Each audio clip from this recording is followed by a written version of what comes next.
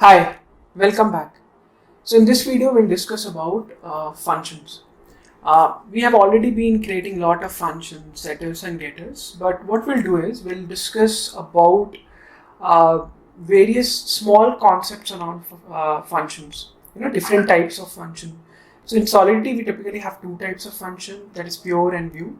So we'll go through that as well. And we'll also talk about a functional modifier.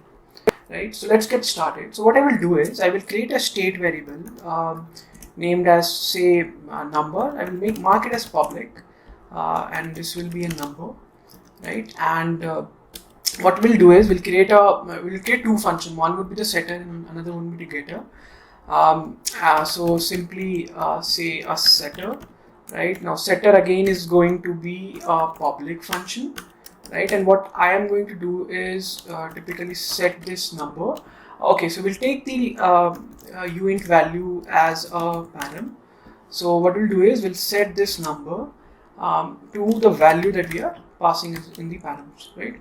And similarly, we'll have a getter. Now, getter in this case, we will have a simple getter. Again, it is going to public view. And we'll have to define a return type. So it returns type would be returns will be a uint again, because we'll eventually be returning the number itself. So now this will be a return and number, right? So now if I go about and say deploy this, so what you will see is we have a number, getter and a setter, right? So number by default is 0. Because of it being uint to 56, and then getter we don't have any value right now. So now what I will do is I will set it to say 123, and I do this get, so I'm getting this value here. Now if you see here, we have something called as a view, right? However, there's another type of functions called as pure functions. So what exactly is the difference between pure and view? Now, pure functions are those functions where we do not use any state variable, or we do not say return any state variable out of it. So when we mark a function as pure, the function instantly knows that it does not have to go into the storage memory and get the state variable. Rather, the variables are going be there from the stack memory itself. So suppose if I mark this function as pure, you will see I've started getting an compiler error. So it says that the function is declared as pure, but this expression reads from the environment or the state, right? So what we'll do is we'll create another pure getter maybe, right? So we'll have a function and a pure getter function, right? And we'll again mark it as public. Now this is going to be a pure, though it returns again uint type, right? And what we'll do is we'll declare a local variable. So that local variable can be say temp number, and we'll initialize it to 10 and simply return that temp number, right? So now you'll see that error is gone. However, what happens if I mark this as view, right? So once I mark this function as a view, the compiler again gives me a warning. Now it says that the pure getter function, this function basically it's coming as a warning that function state mutability can be restricted to pure, right? So I can basically go ahead and mark this as pure.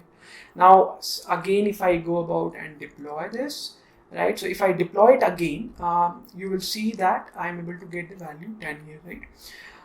So this is all about the functions and the difference between pure and the view.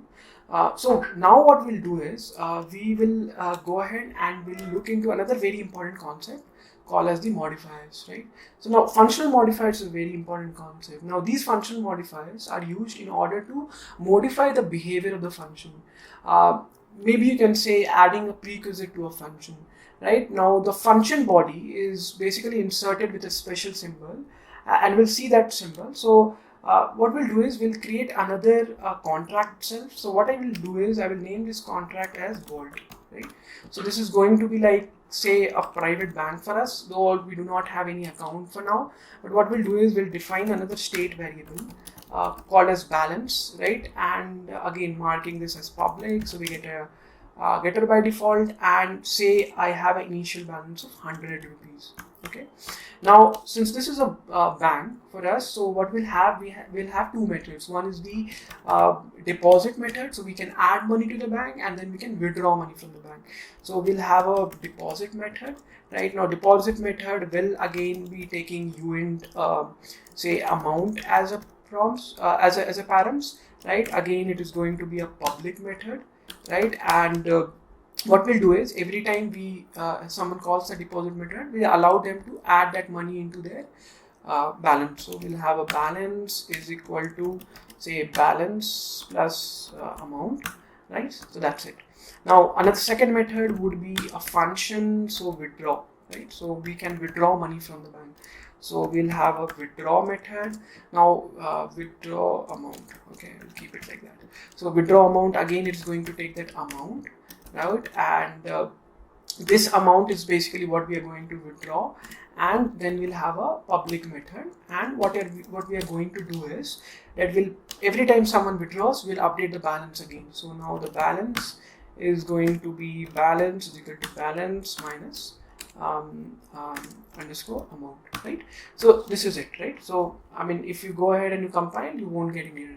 However, what I want to do is that I want to add a restriction that say anyone can do a transaction only if they are trying to withdraw the amount which is say greater than the balance of that account, right? So if I have 10 rupees, then I can withdraw 9, but I can't withdraw 11, right? So what we'll do is we'll create a modifier for that, right? So now modifier again starts with a very basic keyword modifier, right? And it looks like a function, but you can use this modifier in order to change the behavior of the properties, right? So our modifier will be basically called as say minimum balance constant.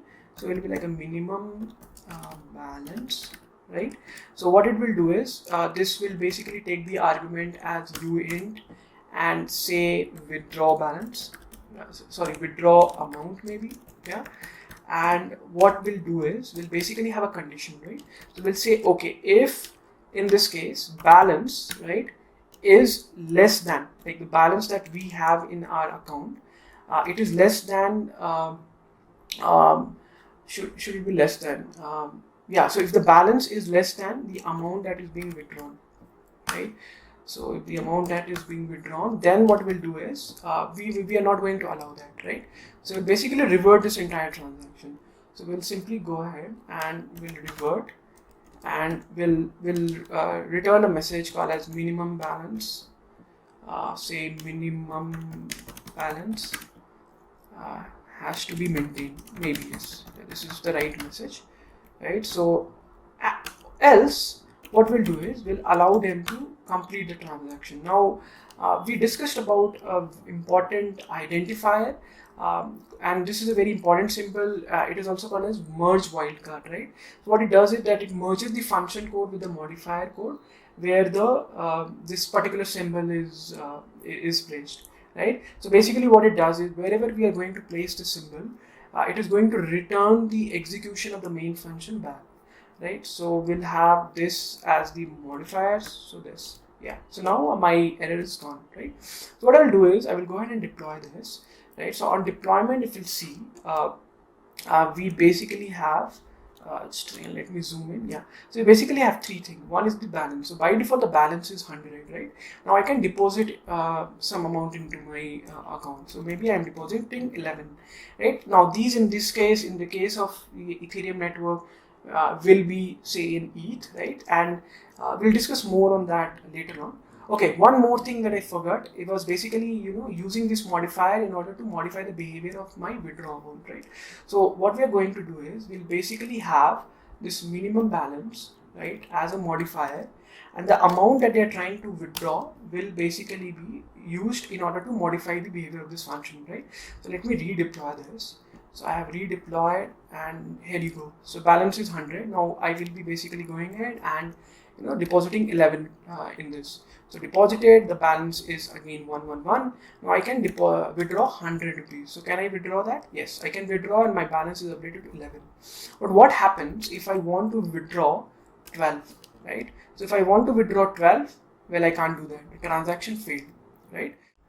So that's all about functions. However, in the next video, we'll discuss more on the functions visibility, which is a very important concept in Solidity. That's all for now. Thanks.